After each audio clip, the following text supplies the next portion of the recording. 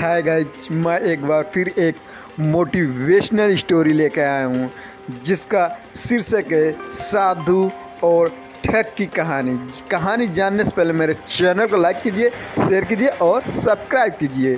एक बार की बात है, किसी गांव में एक साधु बाबा रहता थे।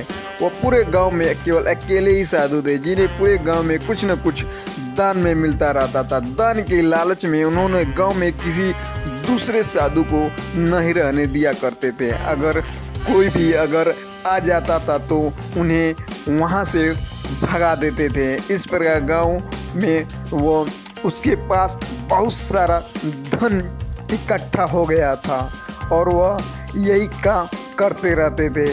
वही एक ठग की नज़र इस दिनों साधु बाबा के धन पर थी।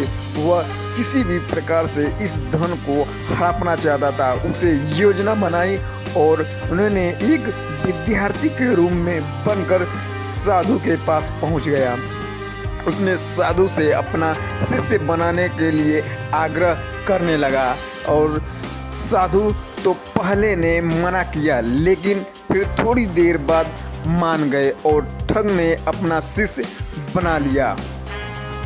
ठग साधु के साथ ही मंदिर में रहने लगा और वह साधु की सेवा में साथ साथ मंदिर की भी देखभाल करने लगा और इसी तरह साधु का मन जीत लिया। ठग की सेवा से साधु खुश होकर लेकिन फिर भी ठग पर पूरी तरह विश्वास नहीं कर पाता था। एक दिन साधु को किसी दूसरे गांव में निमंत्रण आया और वह शिष्य के साथ जाने के लिए तैयार हो गए और वहां पर नदी बहती थी। साधु ने धन को भी अपने पटोले में बांध कर ले लिया।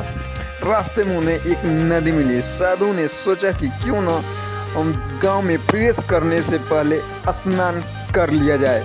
साधु ने अपने धन को एक कंबल में छुपा कर रख दिया और ठग ने उसकी देखभाल करने के लिए कह दिया और साधु ने नदी में स्नान करने के लिए चल दिए।